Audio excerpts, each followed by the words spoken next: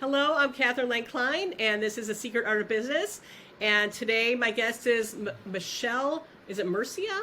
I should have checked that. Okay, I should have checked that beforehand. I just kind of jumped right into it, which, oh, surprise, that is what I do.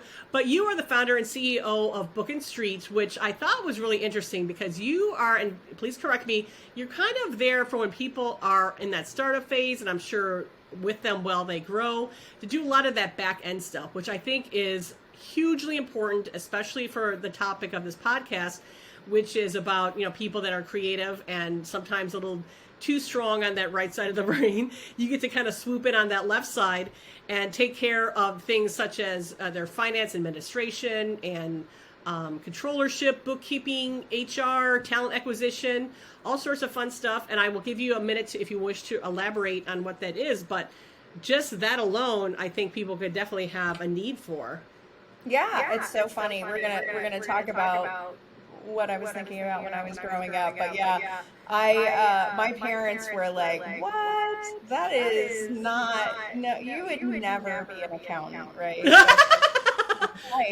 And it's so funny. I'm so left brain when it comes to business, and we do everything at Book+Street from that really high level capital access strategy and business building strategy, and then we get very much into it with very tactical accounting and HR side of things as well. So we help startups start off right from the start. And oh my God, I love that. So, all right, we had talked about, just briefly about parents and growing up. So when you were a kid, what did you like doing? Oh my God. So my mom would always say, we could never punish you because we could put you in a room all by yourself and you would create an entire village, right? You would think of a million things to do and come up with all these different ideas and, put on a play and all that great stuff. So I was always like the very creative type, always drawing, always writing, always singing, always dancing, all of those things that you could do to entertain yourself. So how did you get here? How did you get to this whole, business? Well, starting a business, and in this field. Oh my gosh. So my background is corporate finance and venture capital. I've always worked with startups for the majority of my career. And even when I worked for large corporations, I was working on some of their commercialization initiatives. So trying to help them really think about, the setting up and launching of new entities. So it was just a natural progression of the work that I have done, both as a finance professional and an investor. And, just thought if there was one thing I could do to make the world a better place, it's not have to have these young startup entrepreneurs not necessarily know how to tell their financial story to investors. Nice.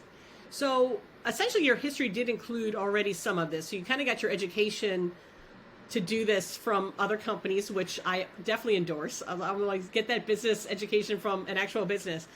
And then how long have you been doing this? So Book+Street has been in business for 5 years. So we just celebrated our 5-year anniversary. Oh, that's the first hurdle. Congratulations. Yeah, thank you. I was doing it solo for 5 years before. Oh, wow. Okay. And I'm going to include your information in the podcast on YouTube and LinkedIn and all that sort of stuff, so people know how to find you, because like I said, I'm hoping this is attracting a lot of creative people, and I have already run into a couple of people that have said if I could just, I'm doing it now. I'm doing all that left brain stuff right now, but I really could use some help. They'll at least know where to find you. All right, so we're going to get to the point of this whole thing. And you are a creative person. You have created this business. You have absorbed all this knowledge. So what are you doing now to kind of keep that side of your brain activated? And I'm giving full credit to creating a business does activate that side. It does, actually. And it constantly makes you think of ways to improve your business and be creative in your expansion and growth strategies. And also in your business culture, right? I mean, giving people the opportunity for voice and always having an open door and allowing the business to grow through the creativity of the people on your team is super important. So even if they're not artists, they are artists in the work that they do, and they're always thinking of ways to do things better. How have we not met sooner? Because it's like you're like me a few years ago for sure. Probably maybe more than I think, but this is exactly how Portfolio Creative operates too. So that is alone exciting. So do you do crafty things? Do you do cooking things? Yeah. Do you do what really kind of gets you excited? So I'm a prolific knitter, and it's been crazy for the last couple of years. I haven't knit anything, but normally I would be making all of my Christmas presents every year, so everyone would have something homemade. And then as they get a little bit older, especially the younger ones that get in that like teen years, like I am definitely not wearing that hat. Nice, but not wearing it. I would give them a gift of something that they have to make. So I love that. It would be in a bag, and it's like, here's your thing that you're going to be making. That's So what do you like about knitting? What is it about knitting that excites you? Oh, I'm sorry. What is it about knitting that excites you? Super hard. Oh, wow. It's very easy to knit back and forth. It's super hard to knit patterns, so I really enjoy like the pattern aspect. I always like to keep my hands busy, so I like to be doing two things at once. So I'm either listening to a podcast or a book while I knit, which is kind of fun, just hanging out, talking to friends and family. What is really kind of cool about that, and I want some people to kind of think about this when they're thinking about what they're going to do, is the one thing about knitting that I do know, because I have done that in crocheting, but it's just like the pattern, the repetition, just that there's a lot of people that can operate in that space really well, and in the end you are actually making something, so if you it's the output that I love so much. If you do and the symmetry, you're right, like the consistency of the stitch size is super hard to master, and you're really, really good at it when you pick up a project from a couple of years back and just start up and there's no evidence that you ever put it down. So that's one of my hobbies. I mean, I super enjoy painting, writing, making things with paper. So. Oh my goodness! All right, so let's start with painting. What kind of painting do you do? So primarily acrylic, some watercolor. And so for me, it's kind of a coping mechanism, right? So when I'm working on something really stressful, I try to squeeze something in there. I try to make something to kind of break up the monotony and the tension of the things that I'm doing. So while I was sitting for the CPA exam, I printed a series of acrylic paintings. So those are my CPA paintings. And then, oh my God, I love that so much. I was working on selling one of the portfolio companies of my employer, and it was a huge international transaction with a public company. It was very stressful. I was traveling all over the place trying to get this deal done. And so I knit this gorgeous sweater with this English wool, and it was the name of the two companies. It's called the Book+Street sweater. It's this fantastic air knit sweater that memorializes that very stressful event. I cannot tell you how much I love that you have your projects named after these events in your life. That is like maybe the coolest thing I've ever heard. And again, I think this is just like perfect for this. So, how people can just kind of, like I said, just kind of take that break from this hard work over here to do something that's enjoyable, but yet challenging. I guess I do like that you've kind of challenged yourself with this too. Did you get any formal training? My other career. Oh, go ahead. Mapped out after all this is over. I'm going to go back to letterpress printing. Oh my goodness.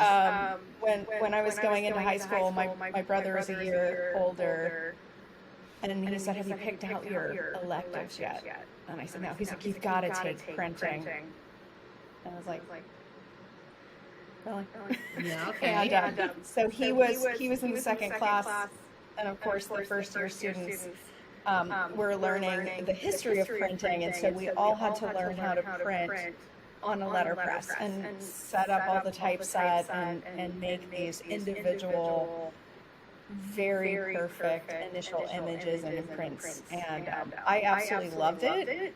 I thought it was fascinating, and he still does it. He's done it his Oh my goodness. entire life, from 14 to even today. He's 57. So he's still a printer, and he's a printer. I still love it. I love the tactile feel of that very thick cotton paper, and the smell of the ink. Oh my impressive God. Yeah, I'm with you on that. One of these days. I get very intoxicated by that too, but like I said, I like to do certain projects like that, but I don't know if I could ever like just do it like for my whole life. So I give him a lot of credit in that, and I love that you want to go back to that too. Or that's your future plan. All right. So my question was, exactly. do you have any formal training in all of this? It sounds like you took a class in printing, but do you have like an art degree, or did you just kind of fall into this? No. I have a business degree and an MBA. But no, it's all self-taught.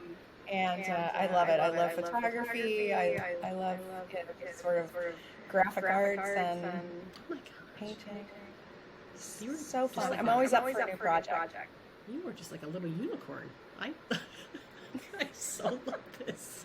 The thing is, you have a passion for both, because usually, like I said, all the math stuff is just like, a way to survive. But like I said, you are just like wrapped up in this like entirely. So that is just so incredibly cool. All right, so let me ask you this then. Okay, now let's just say we have a lost CPA out there, or a person who is, and I run into this all the time, where people will say, I am just not creative. What would be your advice to be just maybe some first steps of how to get started in doing this?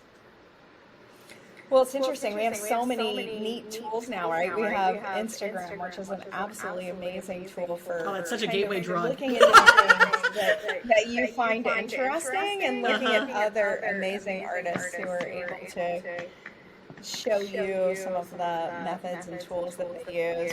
But some of the things that I've always used is to set up little creative sessions where we teach people how to do something how cool.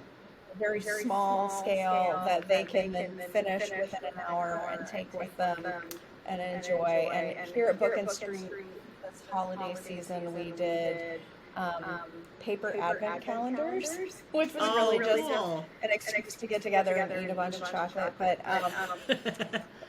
we used paper and made all sorts of fun advent calendars. Didn't have the chance to get it done in one hour session, but we did ultimately get them done. Now, was that just for your team, for your clients? Was it open to the public? Just for the team. Nice. Just for the team, we got together, and then April from our team kind of works on all the employee engagement stuff. She, for our holiday party, took us to the candle making place here. Oh yes. Absolutely amazing. And I took my run at some very fantastic candle making. Brandy bacon and oven baked bread. Oh my God. I can tell you, I could go back here 1,000. That's really cool, and a great project, and again, a way to kind of test the waters to see, what am I going to eventually do to stimulate this side of my brain. And you have a very good point that there are a lot of things out right now that there's like the wine and painting thing, there's like candle making things that you could just show up and do. And I would kind of encourage people to do that too. It's like, how do you unplug from your day to day and just do something that exercises that other side of your brain? Because ultimately I think that it does help with your business. So I did not give you this question ahead of time, so you can kind of fall into this however you like, but how do you feel like all that creative stuff has helped you in your business? Okay, so helped or hindered? I'm going to say helped, but feel free to throw in a hindrance if you need to. Help. So I've worked with a lot of clients to kind of help them navigate this kind of startup world. Hey, I'm just starting out a business. What should I be thinking of? with respect to my marketing, for example. And, sharing with them how to work with a creative group to develop their brand and their strategy is one that I think is difficult for a lot of people to do if they're not creative in any way. Or so they think. So they think. So when I stepped into this process, like I knew exactly what I needed to say to the customer, what I wanted my brand to look like. I very specifically wanted to work with Jeremy Slagle at Slagle Design because he works on consumer brands. And guess who buys my services? Right. Human people who like cool looking stuff. All they want to know is that I got all this, and that's all they need to know. The rest of it is, do I really want to work with this person? Do I see myself working with this brand? And so it was really important to me to step back and create a vision of a brand that people could relate to, especially startup people. That wasn't too funny and fun because we do things very serious. Like we're managing your money, right? In a lot of ways. So people want to have that confidence that you have the skills and experience, but they don't necessarily want to work with a boring accounting firm, right? They want to work with people that they feel can listen to their story, that have the same kind of vibe that they have. And so that was a really fun experience, to sort of putting together that brand and being involved with it and giving it that creative input and insight so that Jeremy can do what he does best, which is turn that into a visual image that people could relate to. So what the hindrance is, like very protective of this brand, right? So when we put things out there, it has to really, really reflect the brand. And that's very difficult to do when you start a business yourself and the persona of the business is a little bit too wrapped up in you. So creating a separate identity for your business and allowing that voice to still be that smart but fun, relatable, reliable brand is a little bit of a hindrance, right? Because I always want to be involved in that. And I always want to be involved in ensuring that it's protected. I definitely feel that. I think I've been officially kicked out of doing that in my business, and it's like 18 years later. So I finally give it up. Fine. I am out. I will not make comments anymore. But I honestly think that, I mean, you're still very much, it's still relatively new by comparison. And I think for me, it's just time for me to get out. Someone has to really rethink this, because it also going to be a hindrance too, just in that, because you can't let it go. You can't have somebody just kind of swoop in and take it to that next level. So, that there is a bit of a problem to that. But I mean, it's our baby. We have to be involved. It is. And I'm super protective of my baby, that's for sure. So anyway, but it's been so fun. I love to be around creative people. And the funny thing is, you really don't have to seek them out. They gravitate toward you, which is kind of fun. Yes. Yeah, just, kind of just be open to it. And I have had people make comments about that too. It's like, you're different than the rest of us, aren't you? But they like it. And I think I love that, kind of bringing that little spark to people's lives too, where it's like, we can kind of go down this little crazy road, and it doesn't always have to be super professional all the time. And I think, the fact that you are, you have this, a great start on this business. Like I said, that 5-year mark is so huge, and you are loving it. I think that's a really great message for people too, to just kind of welcome a little bit of that creative side in, and don't be afraid of it. I do have one last question for you. Let's pretend in a world that you are not allowed to do creative things anymore. You have to just work on your business, and it's only left brain. How does that make you feel? I think I would constantly be building new businesses because that's kind the most creative thing I could do. If I could only do business, I'd build new businesses all day. I really, really love that. And the reason I bring that up is I think, I want people to really understand that it is important to exercise that creativity in you too, because I always think it's like it'd be such a boring world without it, and it's like if you've never done it, think about how exciting it could be. If you did start doing it. I think the reason people don't is because they want everything to be perfect, and nothing's perfect, right? I mean, if you can live with that, I think you can be super happy. And yet you knit wanting it to be perfect. You know what the thing is? My uncle gave me the greatest compliment ever. He said, "Boy, you must have made a lot of mistakes." And I said, "Why that?" Why do you say that? And he said, "Because look at how good your knitting is." He's like, "You must have had to tear that out about 1,000 times before you." And he's like, "You must know how to fix every mistake." And I'm like, "Oh yeah." I dropped a stitch like 18 rows down. I will just pull it all the way down the middle. I'm not taking it apart, but I will reknit that row. And I think that's a perfect way to kind of end this.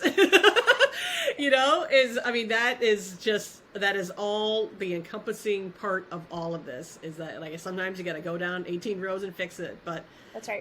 It's to your benefit. It really, really is. So. Yes. Well, Michelle, I cannot thank you enough for this, and I don't even know how we could not know each other prior to this, because you are so delightful. Amazing. You are so delightful, and you are such a kindred spirit that we're gonna have to take this offline and get some coffee together or something and talk more about this. And the fact that you like Jeremy too, he's one of my favorite people, so we can, if anything, we'll just talk about him. He's a future guest. Amazing. He is amazing. He is. That. We have such an interesting origin story. Do you see those posters in the back? Yes. Created those. I found out after I started working with him that he started the organization that did the posters here in town. The cycling posters that I had been over the years.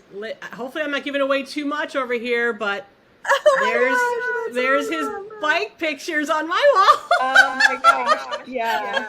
It's amazing. So it's so great when you kind of go full circle and you have this great relationship with someone and then you find out that they were doing something that you were in love with years ago. That is pretty cool. That is very, very cool. Yeah. Well, thank you so much for your time. I so appreciate this. Like I said, we'll get into this conversation without everybody else. Yes, but we will. I truly appreciate this, and I really think that you have, helped some people kind of get a grasp on how they can also do this wonderful work on the side and how it really helps their business. I mean, you're the perfect guest for this, and the perfect example of how this all can work for people. So thank you again, and everybody look for the notes I will have on her, on Michelle and her business.